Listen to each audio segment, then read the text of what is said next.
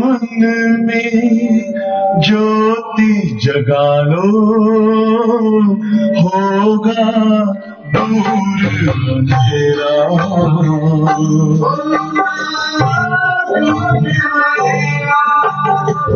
शिव का कर लो ध्यान, आ रहा पावन पुण्य सवेरा।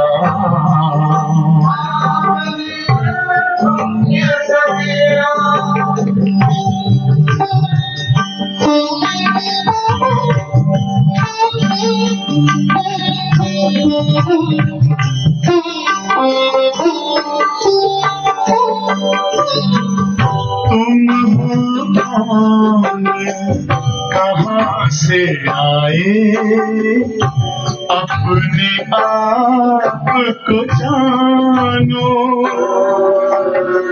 आज योग के द्वारा अपना परम पिता पहचानो। इसी राज पथ पर चल कर तुम पालो अपना बसेरा।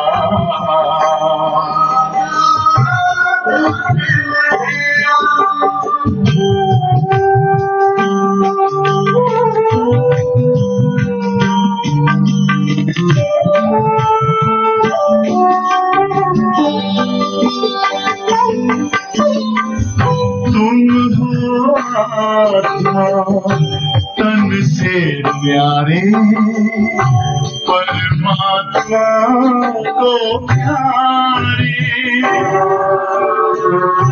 दिव्य गुणों को धारण करके योगी बनो दुलारे। ज्योति बिंदु ही तोड़ेगा ये माया मोह का घेरा।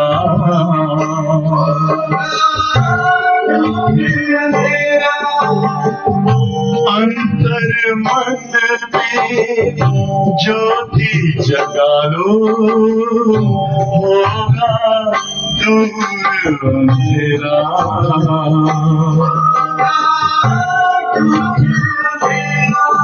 ओम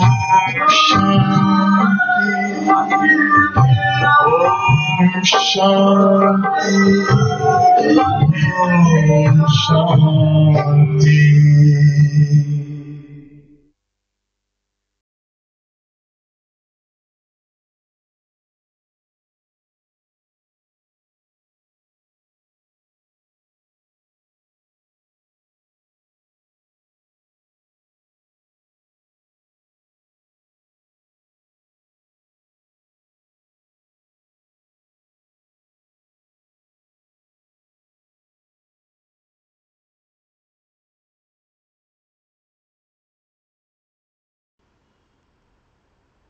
ओम शांति। Good morning. आज सत्य गुरुवार का दिन।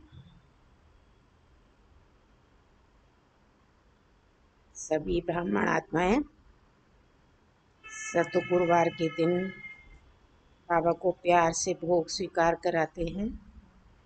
सेवा केंद्र पर तो चलता ही है, लेकिन अभी तो आजकल आप लोग भी घरों में भी भोग लगाते हैं बाबा को सत गुरुवार के दिन। वैसे तो भोजन का भोग तो आप लोग लगाते ही हैं, लेकिन सत गुरुवार के दिन भी बाबा को भोग लगाते हैं ना। प्यार से लगाना है, सभी लगाते हैं। कुछ नहीं भी लगाती हूँ तो मैं याद करा रही हूँ कि सभी को लगाना है। क्यों? क्योंकि देखो, कोई भी त्योहार जब मनाते हैं तो उस दिन को घर के वाइब्रेशन कैसे रहते हैं? सभी के शुद्ध पवित्र वाइब्रेशन रहते हैं कि आज तो फलाना त्योहार है, तो सभी की स्थिति अच्छी रहती है। इसी तरह से सप्ताह में एक बार जब बाबा को हम भोग स्वीकार कराएंगे और भोग स्वीकार कराकर वो प्रसाद आप घर वालों को खिलाएंगे तो घर वालों के अंदर में परमात्मा के प्रति प्यार स्नेह उमड़ कर आएगा ना, क्योंकि आप प्रसाद खिला रहे हैं किसका? परमात्म याद का। तो जितना उस परमात्म याद का प्रसाद आप उनको खिलाएंगे तो प्यार आएगा, स्नेह आएगा और उनके दिल में परमात्मा के प्रति एक लहर आएगी। समझा? जिसको बाबा कहता है एक झंडा बुलंद होना चाहिए। समझा? परमात्मा की प्रत्यक्षता का झंडा बुलंद होना चाहिए। तो कितना सहज युक्ति बाबा ने हम बच्चों को घर बैठे ये कार्य, घर वालों का भी होता है कल्याण इसमें और संबंध संपर्क वालों का भी इसमें कल्याण समाया हुआ है। क्योंकि कोई घर में जो भी बात होती है तो संबंध संपर्क में शेयर तो की जाती है कि आज हम ये दिन मना रहे हैं, आज हमारे यहाँ ये है, तो इससे सेवा समाई हुई है। तो जो करेगा तो खुशी से शेयर करेगा, जो नहीं करेगा तो बताइए क्या शेयर करेगा। इसलिए हर एक को ये बाबा को भोग स्वीकार कराने की प्रक्रिया रखनी ही है। तो बाबा की सेवा है इसके अंदर, परमात्म प्यार का झंडा बुलंद होगा। और आज बाबा के 15/10/2020 के महावाक्य हैं। पता है इसमें बाबा ने क्या कहा? तुम बच्चे रूहानी मिलिट्री हो। समझा? मिलिट्री का काम क्या होता है? क्या काम होता है? दुश्मन को मारना। और दुश्मन को मारने के लिए जैसे ही कमांडर का ऑर्डर होता है, जैसा कमांडर का ऑर्डर होता है उस ऑर्डर के तहत उसको उसी समय पर वो कार्य करना होता है। अगर नहीं करते हैं, ऑर्डर की पालना नहीं करते हैं तो क्या होता है सभी जानते हो ना, खुद ही मिलिट्री वाले कमांडर उसको ही गोली से उड़ा देते हैं।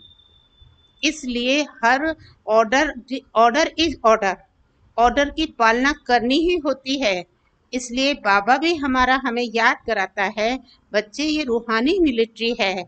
इस रूहानी मिलिट्री में जरा भी किसी भी प्रकार का कोई भी दुश्मन आपके पास नहीं होना चाहिए।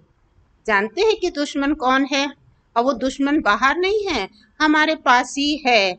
तो बताइए उस दुश्मन को खत्म करना है ना, गोली मारनी है, उसको खदेड़ना है, तो चाहे कुछ भी हो जाए। तो आज बाबा ने रूहानी मिलिट्री को याद किया। तो बच्चों में वो दुश्मन बातें कौन सी हैं? तो जानते हैं ना, अगर छोटी छोटी सी बातें भी अगर होती हैं, जैसे नाजुकपना है, समझा? आज बाबा ने कहा नाजुकपना है, रोना है, रूसना है, गुस्सा करना है। बताइए ये किसकी चीजें हैं? ये रावण की चीजें हैं ना, भगवान की तो है नहीं। तो भगवान ने आज कहा मिलिट्री बनकर इनको एकदम गोली मारनी है। समझा? तो आज के बाबा के महावाक्य, मीठे बच्चे, ये नाजुकपन भी देह अभिमान है। रूसना, रोना, ये सब आसुरी संस्कार तुम बच्चों में नहीं होने चाहिए। दुख सुख मान अपमान सब सहन करना है। ठीक है? रोना रूसना ये सब कब आता है? हा? जब हम कोई बात सहन नहीं कर पाते। इसलिए बाबा ने कहा सब कुछ सहन करना है। और जितना इन बातों को सहन करते चले जाएंगे तो ये देह अभिमान खत्म होगा और स्थिति देही अभिमानी की बनेगी। प्रश्न है, सर्विस में ढीलापन आने का मुख्य कारण क्या है?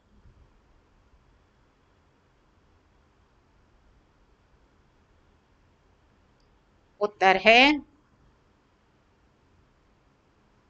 जब देह अभिमान के कारण एक दो की खामियां देखने लगते हैं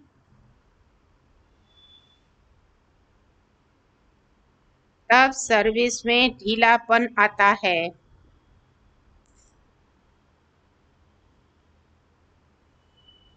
आपस में अनबनी होना भी देह अभिमान है।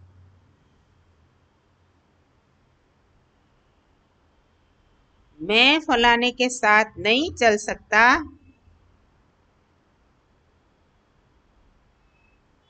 मैं यहाँ नहीं रह सकता, यह सब नाजुकपना है।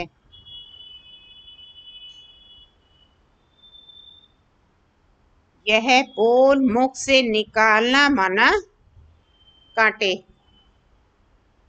कांटे बनना, ना फरमानदार बनना। बाबा कहते, बच्चे तुम रूहानी मिलिट्री हो, इसलिए ऑर्डर हुआ तो फौरन हाजिर होना चाहिए।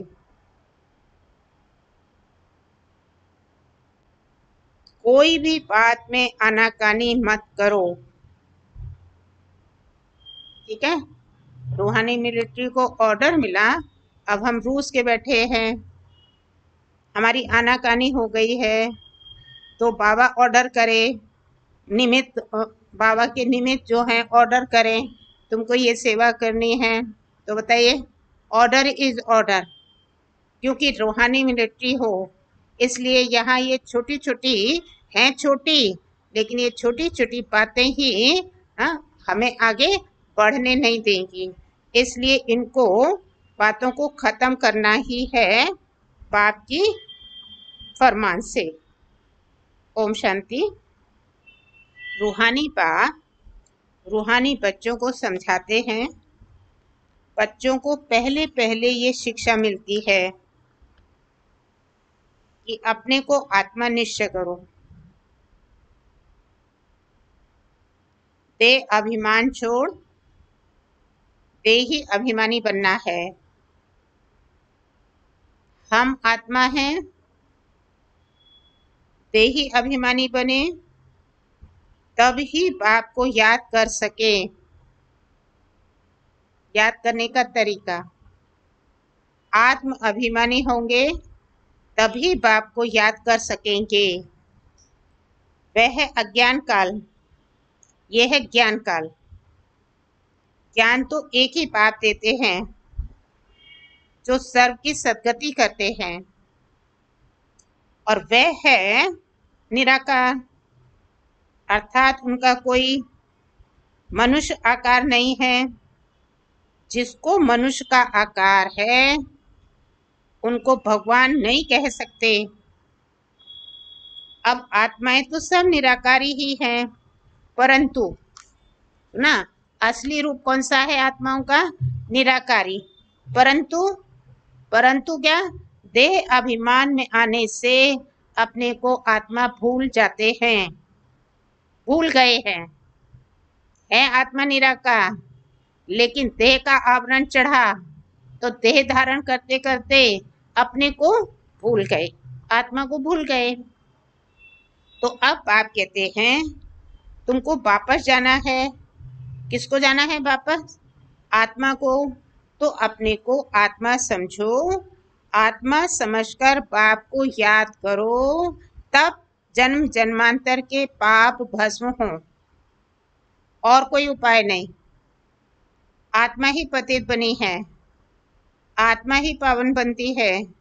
तो बाप ने समझाया है पावन आत्माएं, अच्छा आत्मा ही पतित बनती है, आत्मा ही पावन बनती है। तो बाप ने क्या समझाया कि पावन आत्माएं जो होती हैं वो सतयुग त्रेता में, और पतित आत्मा फिर रावण राज में आती हैं। सीढ़ी में भी समझाया है जो पावन थे वही पतित बने हैं। 5000 वर्ष पहले तुम सब आत्माएं शांति धाम में थी। किसने बताया? बाप ने ही तो बताया ना कि 5000 वर्ष पहले तुम सब आत्माएं शांति धाम में थे। उसको कहा ही जाता है निर्वाण धाम। फिर कलयुग में पतित बनते हैं, तब चिल्लाते हैं हे पतित पावन आओ। बाबा समझाते हैं बच्चे, मैं जो तुमको ज्ञान दे रहा हूँ, किस लिए ज्ञान दे रहा हूँ? मैं जो ज्ञान दे रहा हूँ तुमको पतित से पावन होने का, वह सिर्फ मैं ही देता हूँ, जो फिर प्राय लोप हो जाता है। तो बाप को ही आकर सुनाना पड़ता है, या मनुष्यों ने तो अथाह शास्त्र बनाए हैं।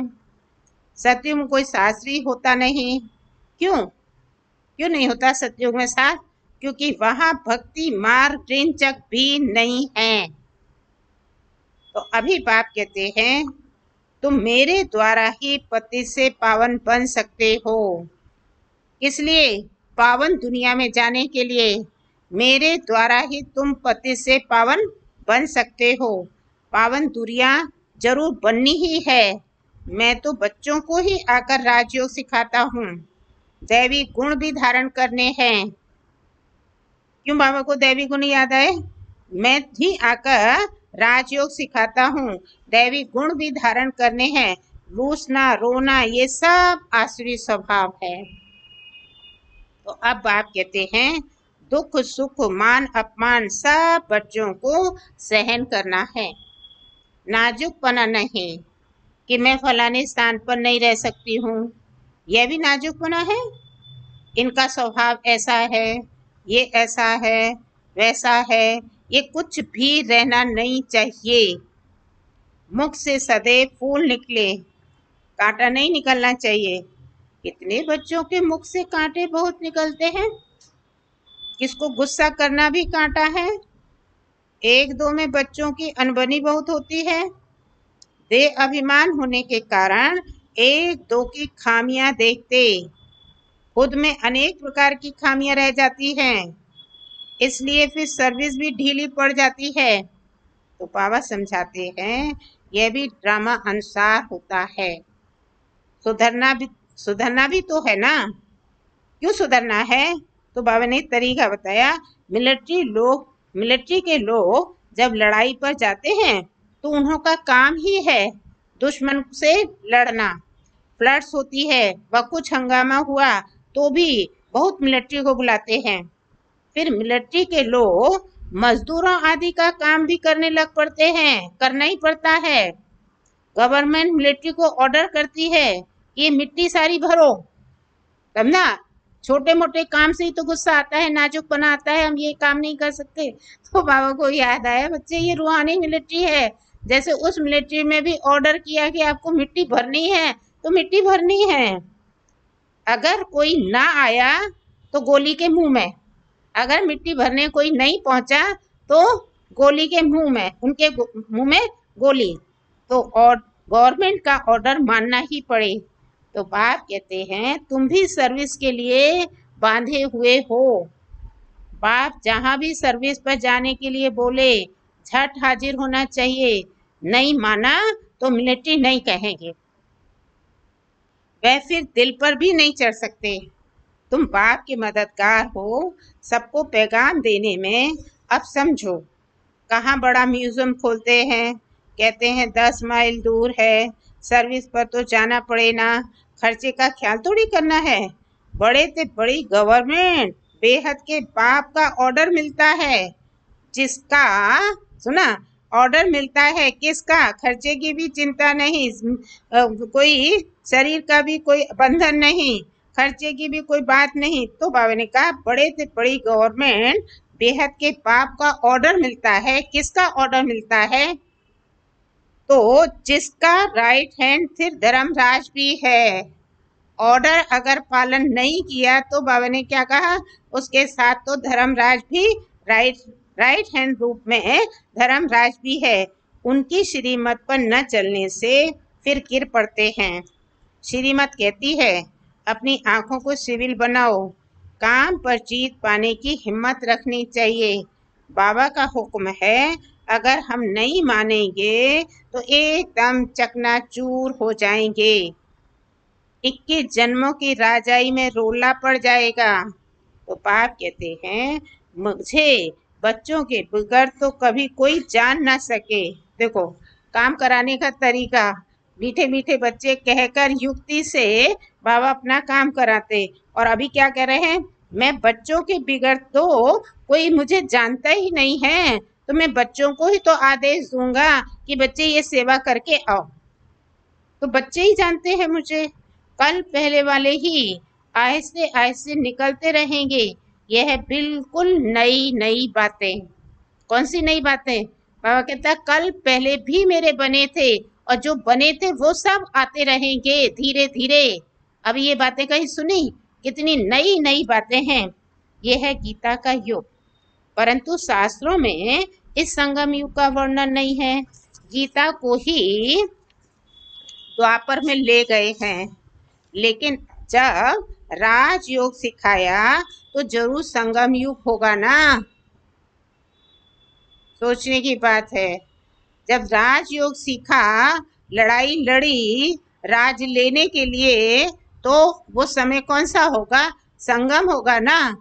तो द्वापर संगम है क्या? तो परंतु किसकी भी बुद्धि में ये बातें नहीं है। अभी तुम्हें ज्ञान का नशा चढ़ा हुआ है। अच्छा हाँ, संगम कहते हैं द्वापर को भी, लेकिन वो द्वापर का संगम कौन सा है भाई? उतरती कला का, चढ़ती कला का? इतना विवेक काम नहीं करता है। संगम तो उसको भी कहा गया, लेकिन वास्तव में देखा जाए तो कलयुग के अंत का, सतयुग आदि के बीच का संगम, इस संगम पर भगवान ने राजयोग सिखाया राजाई के लिए। तो ये किसकी भी बुद्धि में बातें नहीं है। अभी तुम्हें ज्ञान का नशा चढ़ा हुआ है। मनुष्यों को भय भक्ति का नशा, उल्टी बातें सुनने का नशा। भक्तों को है भक्ति का नशा, उल्टी बातें सुनने का। आदि बनो उतरती कला। कलका अब कहते हैं भगवान भी आ जाए तो भी हम भक्ति नहीं छोड़ेंगे। ये उत्थान और पतन की सीढ़ी बहुत अच्छी है, तो भी मनुष्यों की आंखें नहीं खुलती हैं। माया के नशे में एकदम चकनाचूर हैं। ज्ञान का नशा बहुत देरी से चढ़ता है। पहले तो दैवी गुण चाहिए। बाप का कोई भी ऑर्डर हुआ तो उसमें आनाकानी नहीं करनी है कि मैं ये नहीं कर सकता हूँ। तो इसको क्या कहा जाएगा? जो ये कहता है मैं नहीं ये कार्य कर सकता हूँ, तो उसको क्या कहा जाएगा? ना फरमानबरदार। श्रीमत मिलती है, ऐसा ऐसा करना है, तो समझना चाहिए कि शिपावर की ये श्रेष्ठ मत है और वह है सदगति दाता। उसकी मत पर चलेंगे तो सदगति होगी ना। ये किसकी मत है? श्रेष्ठ मत है शिव बाबा की, और वह है सदगति दाता। दाता कभी उल्टी मत नहीं देंगे।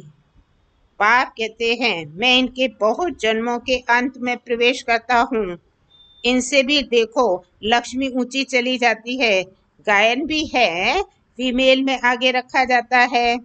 पहले लक्ष्मी, फिर नारायण, फिर यथा राजा रानी तथा प्रजा। तुमको भी ऐसा श्रेष्ठ बनना है। इस समय तो सारी दुनिया में रावण राज्य है। सभी कहते हैं राम राज चाहिए। अब है संगम। जब इन लक्ष्मी नारायण का राज्य था तो रावण राज नहीं था। फिर चेंज कैसे होती है? जरा सोचो। कलयुग में तो आसुरी प्रवृत्ति, अभी सतयुग में है दैवी प्रवृत्ति। तो वो दैवी प्रवृत्ति बनी कैसे? तो चेंज कैसे होती है यह कोई भी नहीं जानते। सभी घोर अंधियारे में हैं। समझते हैं कलयुग तो अभी छोटा बच्चा है, रेडी पहन रहा है, तो मनुष्य और ही नींद में सोए हुए हैं। ये रूहानी नॉलेज रूहानी बाप ही रूहों को देते हैं। राजयोग भी सिखाते हैं। कृष्ण को रूहानी बाप नहीं कहेंगे। वह ऐसे नहीं कहेंगे। क्या नहीं कहेंगे? जब कृष्ण को रूहानी बाप नहीं कह सकते तो कृष्ण फिर क्या नहीं कहेंगे? वह ऐसे कभी कहेंगे नहीं कि हे रूहानी बच्चों। ये भी लिखना चाहिए, बताना चाहिए कि रूहानी नॉलेज फुल बाप स्पिरिचुअल नॉलेज रूहानी बच्चों को ही देते हैं। कौन सा बाप? रूहानी बाप जो ज्ञान का सागर है। वो नॉलेज किसको देते हैं? स्पिरिचुअल नॉलेज किसको देते हैं? रूहानी बच्चों को। तो बाप समझाते हैं दुनिया में सभी मनुष्य हैं देह अभिमानी। मैं आत्मा हूँ यह कोई भी नहीं जानते। बाप कहते हैं किसकी भी आत्मा लीन नहीं होती है। अभी तुम बच्चों को समझाया जाता है दशहरा दीपावली क्या है। मनुष्य तो जो भी पूजा आदि करते हैं सब ब्लाइंड फेथ की, जिसको गुड्डियों की पूजा कहा जाता है, पत्थर पूजा कहा जाता है। अभी तुम पारस बुद्धि बनते हो तो पत्थर की पूजा नहीं कर सकते हो। चित्रों के आगे जाकर माथा टेकते हैं, समझते तो कुछ भी नहीं है। कहते भी हैं ज्ञान भक्ति और वैराग। ज्ञान आधा कर चला, फिर भक्ति शुरू हुई। अब तुमको ज्ञान मिलता है तो भक्ति से वैराग आ जाता है। ये दुनिया ही बदलती है। ज्ञान से भक्ति से वैराग आ जाता है और वैराग भी आता है और क्या होता है, दुनिया ही बदल जाती है। कलयुग में भक्ति है, सतयुग में भक्ति होती नहीं। वहां सब है ही पूज्य, तो किसकी पूजा करें? वहां भक्ति होती ही नहीं, वहां सब पूज्य हैं। बाप कहते हैं बच्चे तुम माथा क्यों टेकते हो? आधा कल तुमने माथा भी घिसाया, पैसे भी गवाए, मिला कुछ भी नहीं। माया ने ऐसा थप्पड़ मारा जो माथा ही मोड़ दिया। इतना माथा मोड़ दिया कि कंगाल ही बना दिया। फिर बाप आकर सबका माथा ठीक कर देते हैं। अभी आहिस्ते आहिस्ते कुछ यूरोपियन लोग भी समझते हैं। तो बाबा ने समझाया है ये भारतवासी तो बिल्कुल तमोगुणी बन गए हैं। वह और धर्म वाले फिर भी पीछे आते हैं तो सुख भी थोड़ा दुख भी थोड़ा मिलता है। भारतवासियों को सुख बहुत तो दुख भी बहुत, दुख भी बहुत, सुख भी बहुत। दुख कितना? इतनी सी बात हो गई तो कितना समय वेस्ट हो गया, क्योंकि इतनी सी बात किसको लग गई, समझा? जिनने कभी दुख देखा ही नहीं और दुख थोड़ा सा भी उसको आ गया तो पहाड़ जैसा दिखाई देता है। इसलिए बाबा ने कहा उनको दुख की फीलिंग ज्यादा आती है। किसको? जो सदैव सुख में रहने वाली आत्माएं हैं। तो उन्होंने सुख भी ज्यादा देखा और जैसे ही थोड़ा सा दुख पड़ा तो उनको वो पहाड़ जैसा दिखाई दिया। अरे जो दुख में ही पड़ा है तो उसको सुख का अनुभव ही नहीं है, तो उसके लिए पहाड़ जैसा नहीं लगता। वो तो समझता है मैं तो हूं ही ऐसा। लेकिन जो सुख में है और सुख के बाद उनको थोड़ा दुख फील होता है तो पहाड़ जैसा लगता है। तो बाबा कहते तुम बच्चों को भी सुख भी देखते हो तो दुख भी बहुत लगता है। शुरू में ही कितने धनवान एकदम विश्व के मालिक होते हैं, और धर्म वाले कोई पहले थोड़ी धनवान होते हैं। पीछे वृद्धि को पाते पाते अभी आकर धनवान हुए हैं। अब फिर सबसे भिखारी भी भारत बना है, श्रद्धालु भी भारती है। ये भी ड्रामा बना हुआ है। तो बाप कहते हैं मैंने जिसको हेवन बनाया वो हेल बन गया। मनुष्य पत्थर बुद्धि बन गए। कैसे हेल बन गया? मनुष्यों की बुद्धि कैसी हो गई? बंदर बुद्धि हो गई, पत्थर बुद्धि हो गई। उनको आकर मैं मंदिर लायक बनाता हूँ। विकार बड़े कड़े होते हैं। क्रोध कितना है? तुम्हारे में भी कोई क्रोध नहीं होना चाहिए। बिल्कुल मीठे शांत अति मीठे बनो। यह भी जानते हो कि कोर्टों में कोई ही निकलते हैं इस राजाई पद को प्राप्त करने वाले। कौन राजाई पद प्राप्त करेंगे? जो मीठे शांत अति मीठे होंगे वो ही कोर्टों में कोई में ही कोई ही इस राजाई पद को प्राप्त करते हैं। तो बाप कहते हैं मैं आया हूँ तुमको नर से नारायण बनाने। उसमें भी 8 रतन मुख्य गाए जाते हैं। 8 रतन और बीच में है पाप। 8 है पास बिन ऑनर्स, सो भी नंबरवार पुरुषार्थ अनुसार। देह अभिमान को तोड़ने में बड़ी मेहनत लगती है। 8 भी है तो भी उनमें भी नंबर ही है। तो बाबा कहते हैं ये देह अभिमान के कारण ही तो नंबर आ गया। तो इस देह अभिमान को तोड़ने में मेहनत लगती है। देह का भान बिल्कुल निकल जाए। कोई पक्के ब्रह्म ज्ञानी जो होते हैं उन्हों का भी ऐसे ही होता है। बैठे बैठे देह का त्याग कर देते हैं। बैठे बैठे ऐसे शरीर छोड़ते हैं वायुमंडल एकदम शांत हो जाता है। और अक्सर करके प्रभात के शुद्ध समय पर शरीर छोड़ते हैं। रात को मनुष्य बहुत गंद करते हैं, सुबह को स्नान आदि करके भगवान भगवान कहने लगते हैं, पूजा करते हैं। बाप सब बातें समझाते रहते हैं। प्रदर्शनी आदि में भी पहले पहले तुम अल्फ का परिचय दो। पहले अल्फ और बे। बाप तो एक है ही निराकार। बाप रचता ही बैठकर रचना के आद मद अंत का ज्ञान समझाते हैं। वही बाप कहते हैं, माम एकम याद करो। जो रचिता और रचना का ज्ञान देते हैं, वही बाप कहते हैं, माम एकम याद करो। देह के संबंध छोड़ अपने को आत्मा समझ मुझे याद करो। बाप का परिचय तुम देंगे, फिर किसको हिम्मत नहीं रहेगी प्रश्न उत्तर करने की। सुना बाबा ने क्या ज्ञान देने का तरीका क्या? पहले बाप का परिचय दो, फिर वो उसका बोलने की हिम्मत होगी ही नहीं। बाप का परिचय शिव भगवान उपाच, ये शिव भगवान के महावाक्य हैं, इसमें कोई दो राय है ही नहीं।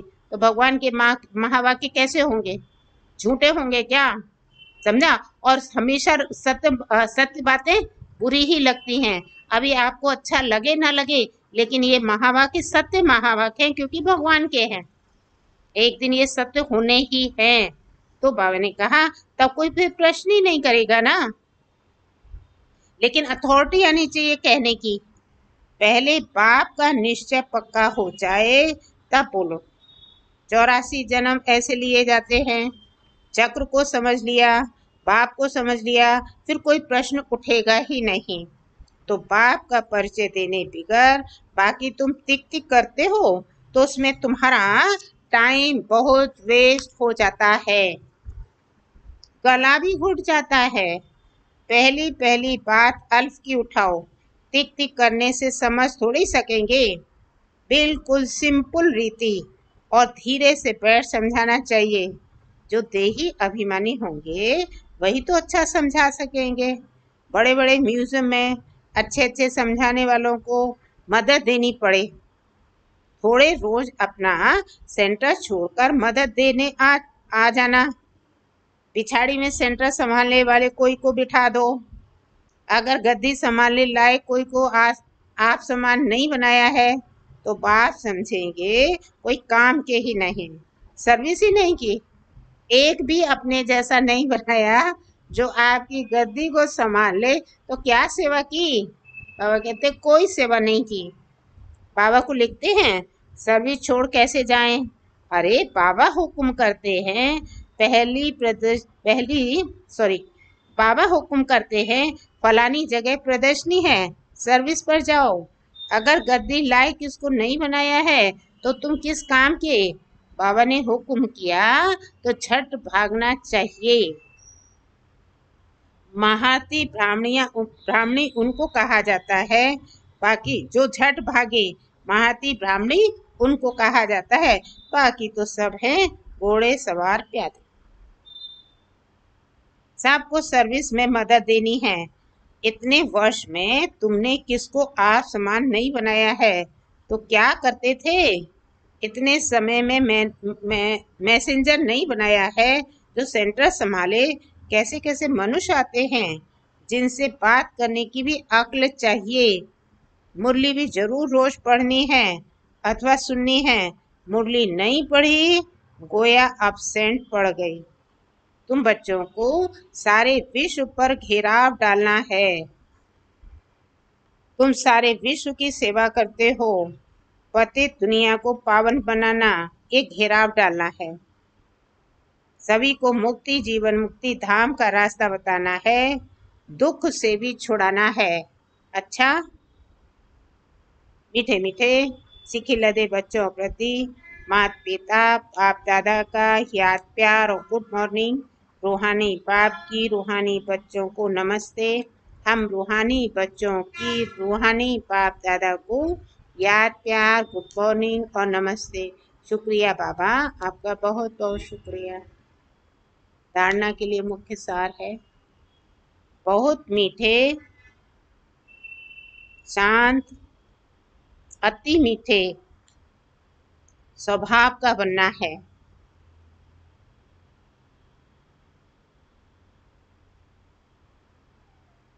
कभी भी क्रोध नहीं करना है। अपनी आंखों को बहुत बहुत सिविल बनाना है।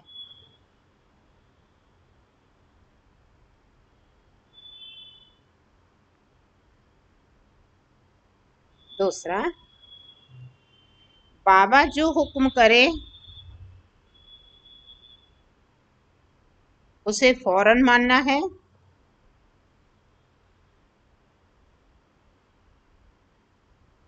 सारे विश्व को पतित से पावन बनाने की सेवा करनी है।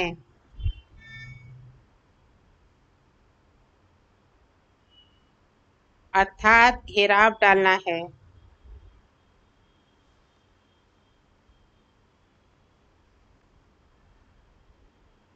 वरदान, अपने महत्व व कर्तव्य को जानने वाले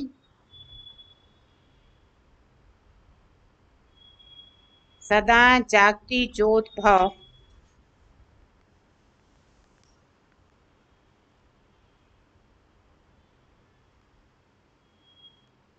आप बच्चे जब जग की ज्योति हो,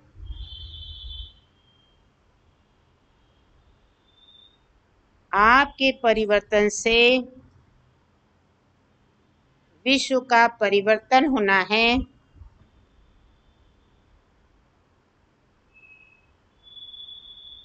इसलिए बीती सो बीती कर अपने महत्व व कर्तव्य को जानकर सदा जागती ज्योत बनो।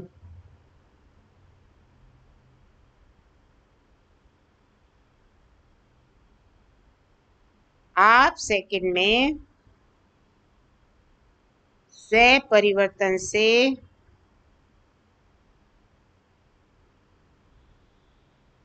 विश्व परिवर्तन कर सकते हो।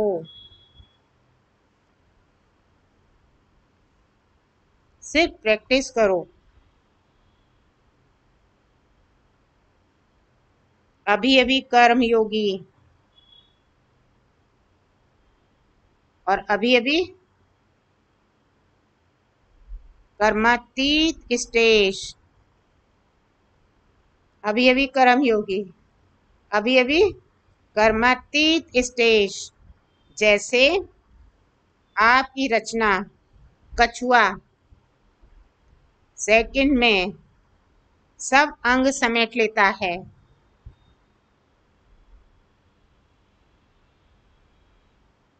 ऐसे आप मास्टर रचिता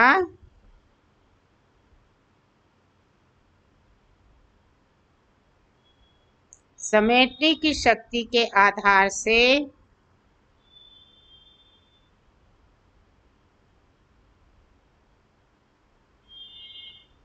सेकंड में सर्व संकल्पों को समाकर एक संकल्प में स्थित हो जाओ।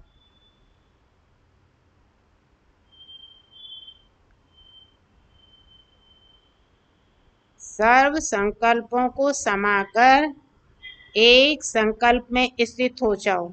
सुना वरदान आज का? पहले अपने महत्व और अपने कर्तव्य को समझो। हमारा महत्व कितना है कि हम भगवान के बच्चे विश्व कल्याण के कार्य में लगे हुए हैं। समझा? ये कर्तव्य भी है और हमको भगवान ने इस कार्य के लिए चुना है। अपना महत्व तो देखो। तो बाबा ने कहा जब महत्व और कर्तव्य दोनों सामने होंगे तब आपकी ज्योति कैसी होगी? जगमगाती ज्योति स्वरूप आत्मा। ये स्टेज आपकी एक सेकंड में अनेक आत्माओं का कल्याण कर सकती है। तो कहा जाता है नजर से निहाल किंदा सतगुरु। अभी अभी एक काम कर रहे हैं, स्थूल काम कर रहे हैं, एक सेकंड में कोई आया और उसको ऊपर अपनी दृष्टि कर्मातीत स्टेज की दृष्टि, तो कर्मातीत स्टेज की दृष्टि जो होगी उस स्टेज की स्थिति से क्या होगा? उस आत्मा का कल्याण हो जाएगा। गायन है तो एक नजर पड़ते ही उस आत्मा का कल्याण समाया हुआ है। तो कितनी देर लगी? एक नजर, एक सेकंड भी नहीं। तो हमारी इतनी स्टेज, लेकिन उस स्टेज को बनाने के लिए पहले अपना महत्व समझो, अपना कर्तव्य समझो, तब आपकी वो स्थिति बनेगी। तो इसके लिए प्रैक्टिस चाहिए। तो बाबा ने प्रैक्टिस भी तरीका बताया, अभी अभी कर्म योगी, अभी अभी कर्माती। ये मेहनत करो। ऐसा नहीं कि हम सन्यासियों की तरह से एक गुफा में बैठ गए, नहीं, हम कर्म योगी भी हैं। संसार में रहकर हम कर्म कर रहे हैं। बहुत बड़ा सिद्धांत है, बहुत बड़ा राज है कि बाबा ने हमें गृहस्थ में क्यों बिठाया है, समझा? इस राज को जिसने समझ लिया तो वो अपनी कर्मातीत स्टेज बना लेता है सहज रीति से, क्योंकि हम बैठे ही विश्व कल्याण के लिए है ना, गृहस्थ में, संसार में। इसलिए अपना महत्व भी समझो, अपना कर्तव्य भी समझो। तो जितना कर्तव्य समझेंगे तो कार्य हुआ ही पड़ा है। स्लोगन आज का, लवलीन स्थिति का अनुभव करने के लिए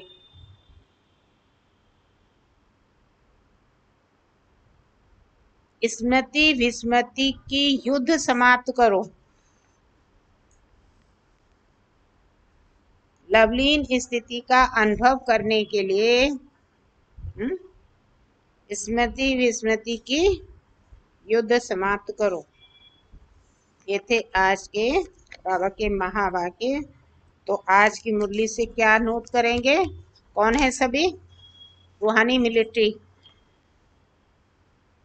दुश्मन कहाँ है? कहाँ है दुश्मन? बाहर है क्या?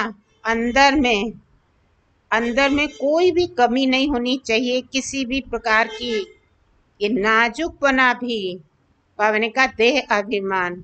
नाजुकपने में क्या कहते हैं? अभी मैं नहीं कर सकती हूँ, मेरे से नहीं होगा, ऐसे के साथ मैंने, जो बाबा ने आज रिपीट भी किया, ये सब देह अभिमान, समझा? और अभी कहा जाए देहमान किसको कहा जाए तो पता नहीं लगता कि देहमान कहा किसको जाता है। ये बातें आना, हाँ, नाजुकपना आना, ये सब रूसना, गुस्सा करना, ये सब देह अभिमान है। तो इस दुश्मन को आज रूहानी मिलिट्री बन करके इसको गोली मारनी है। ऑर्डर मिलता है ना, रूहानी मिलिट्री में ऑर्डर मिलता है कि दुश्मन आया तो जैसे ही दुश्मन दिखाई दे तो गोली मारना। अभी दुश्मन को देखने का तरीका हमने सीख लिया कि दुश्मन कैसे आता है, कहाँ कहाँ से आता है, तो उसको गोली मारनी। ठीक है? गोली कैसे मारनी है वो भी बताया बाबा ने। आत्मिक बम चलाना है, समझा? आत्मिक बम को तो जानते हैं ना, एक सेकंड में आत्मा अपने स्वरूप में स्थित हो जाए तो बाबा की मदद भी मिलेगी। बाबा बैठा ही इस काम के लिए है कि बच्चे ये आत्म स्थिति बनाए और मैं इनको शक्ति दूं ताकि ये दुश्मन को मार गिराए, समझा? तो यही हमारा कर्तव्य इस समय चल रहा है। तो अपनी रूहानी मिलिट्री बनकर दुश्मन को खत्म करना है, तब हमारा झंडा बुलंद होगा, परमात्मा की प्रत्यक्षता का झंडा बुलंद होगा और हमें राज्य मिलेगा। रावण का राज्य समाप्त होगा, दैवी राज आएगा। तो राज्य लेने के लिए दुश्मन को मारना तो पड़े ना, समझा? तो आज सभी ये छोटी छोटी बातें जो बाबा ने कहा, ये सब चेक करके इनको गोली मारनी है। Okay, thank you. ओम शांति।